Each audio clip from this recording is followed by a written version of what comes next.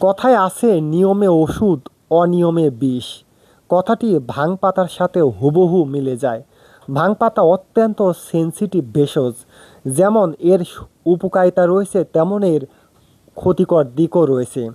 ভাং পাতা শোধনের সঠিক নিয়ম, ভাং পাতা সেবনের সঠিক নিয়ম, ভাং পাতা সেবনের সঠিক মাত্রা, ভাং পাতার সাথে কি কি মেশানো যাবে, মেশাতে হবে, ভাং পাতার ওষুধ তৈরির সঠিক নিয়ম ইত্যাদি জেনে যদি কেউ ওষুধ তৈরি করে খেতে পারেন তাহলে এর উপকারিতা পাবেন।